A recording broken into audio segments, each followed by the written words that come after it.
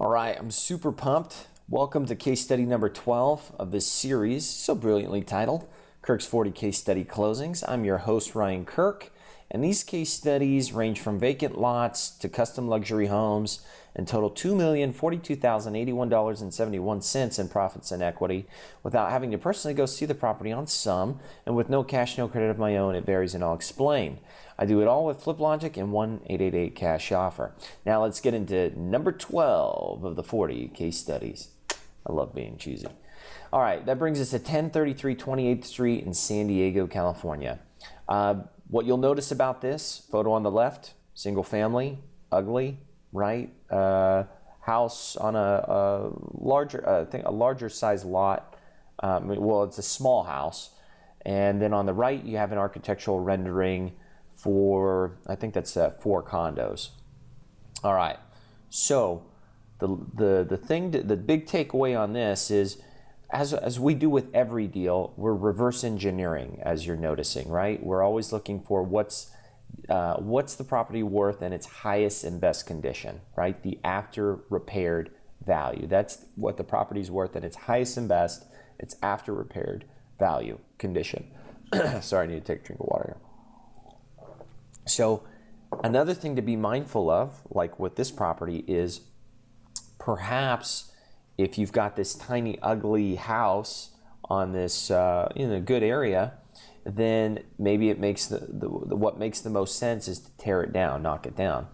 So then what would be the highest and best use of that land, right? Would it be to build another single family? I don't know. What the determining factor is the zoning. Look at the zoning, the land.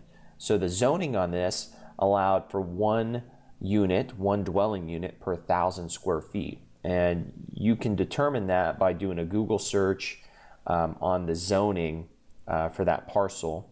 If you're wondering where do you find the zoning for that parcel, you can check the county assessor's website, and they'll tell you what the zoning is based on that address or APN.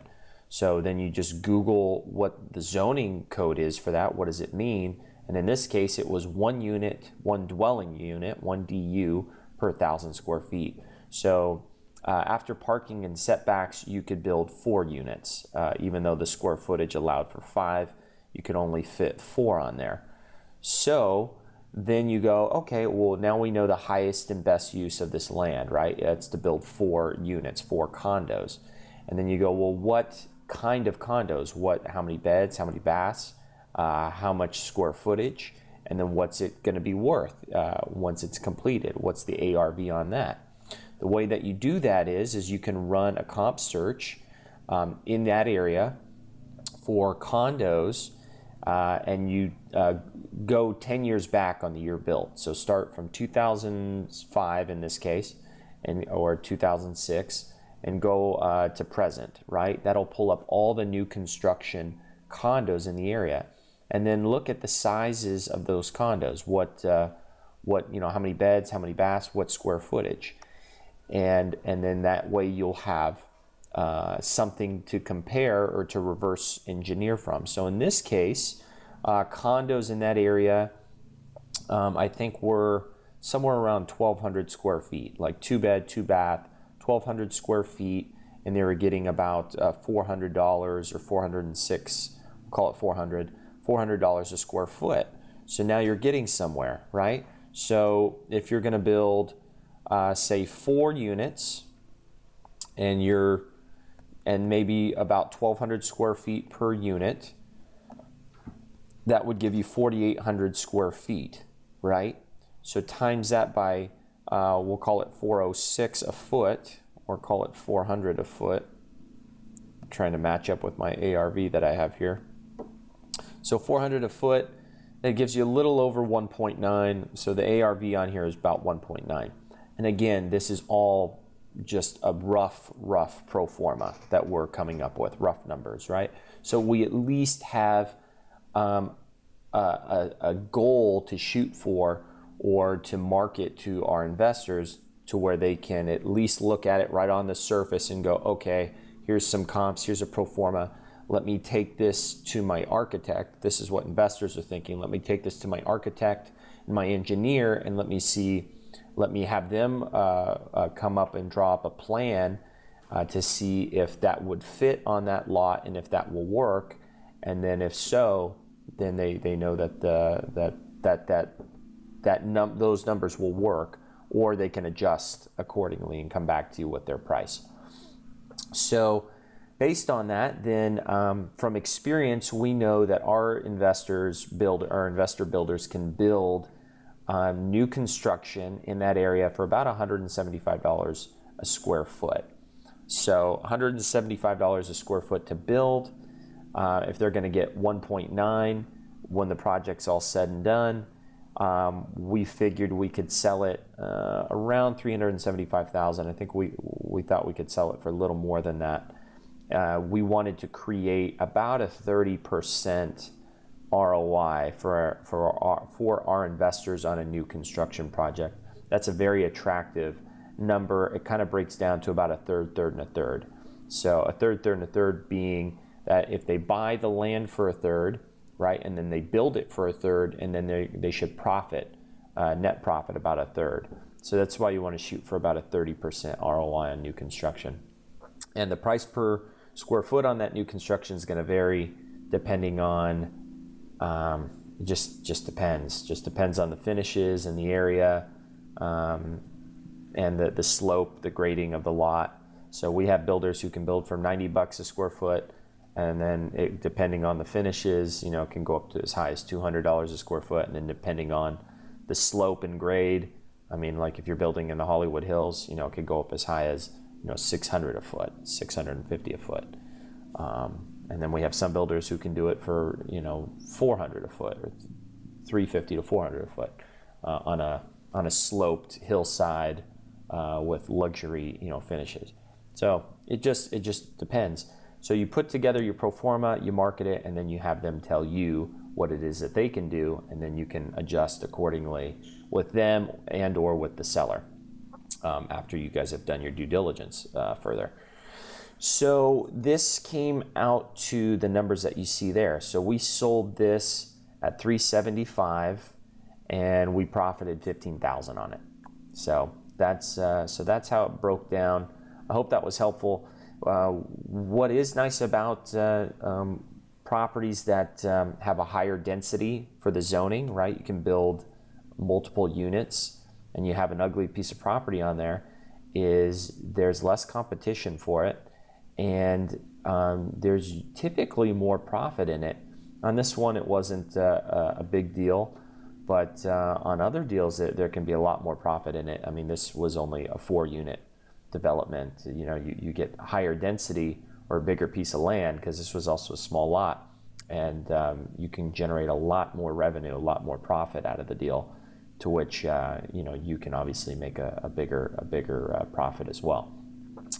And again, the seller here on this was a standard sale, Craigslist for sale by owner. You could duplicate the origination of this lead type a couple of different ways, but for this exact one, you could do it right through Flip Logic using the Craigslist instant seller leads for Craigslist, and you can run a campaign or a search to generate leads like this as well. And then you can also find this using the instant seller leads on our FSBO and MLS, and you can find dilapidated properties like this as well. So that's how that breaks down. His seller's motivation was to cash out, and we found our investor through they were on our existing list that we marketed the property out to. And if you guys see, I got some company behind me. So we found our investor from a marketing blast just to our existing list.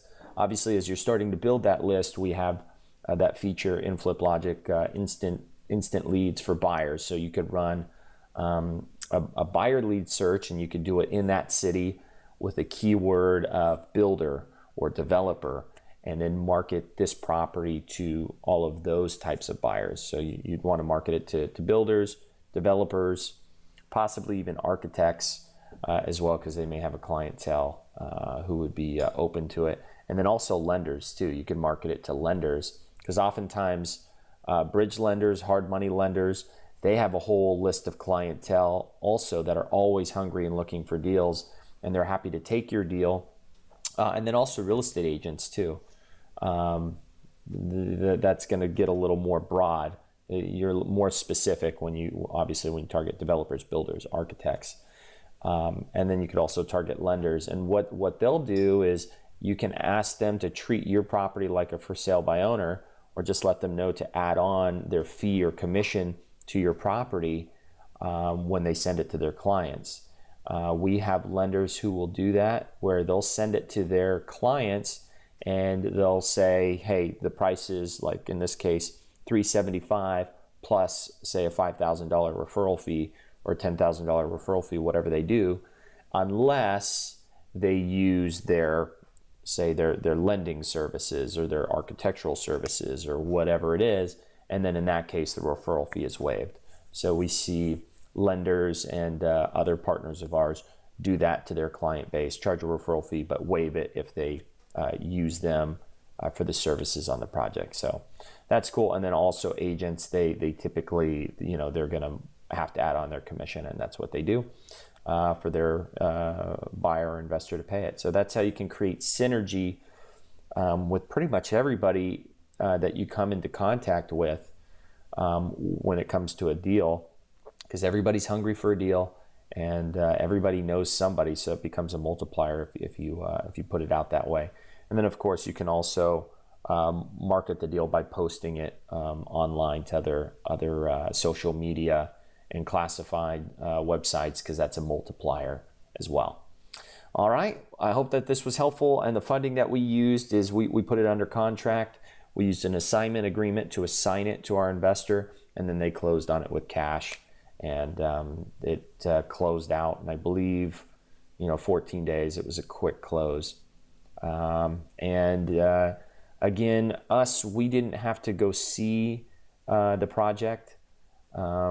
Again, when it's not owner occupied, it's easy to send your investors over there, because there's no fraternizing that can happen between the owner occupant, seller, and your investors. The only time you need to actually go there and be there to keep an arm's length is if the owner is there. You don't want them, again, fraternizing together. And then your due diligence is going to get completed by your investor, because they're going to go on site and they're going to walk it with their general contractor, and they're going to be the ultimate end user or ultimate decision maker. So you really have no need to go walk a property like this at all, whether that's before you make the offer or even after you make the offer in the case like this. And then as far as cash goes, you didn't have to, since it's an assignment, you didn't have to borrow any money or use any of your own cash. The only time you would have had to have used cash is if you were going to put a deposit down. So again, you could keep the deposit small. The smaller it is, the weaker your offer can be or will be. So $10 is pretty small. Sure, you could write it up with $10, but 500 to 1,000 is stronger. And then what really gets a good acceptance is if you use 1% of the purchase price. So in this case, that would have been $3,600. And if you want to alleviate possibly having to put up any deposit into escrow at all, then you would extend out your timeline of when that deposit is due in escrow from the standard or customary 3 business days to, say, 5 business days, which would really give you about 7 calendar days. And if you do that, that should give you plenty of time to market the property, get an investor interested, and then give them the assignment agreement, give them the wire instructions, they wire over the deposit, and you would not have to even have used a single dollar out of your own pocket. So that would be truly no cash, no credit of your own, not even a deposit. So that's how that works. Again, 10% of YouTube videos are watched until the end. If you're in that 10%, you're a hustler, persistent, determined to succeed, and I do wish you much success. So thanks for watching, and I look forward to working with you.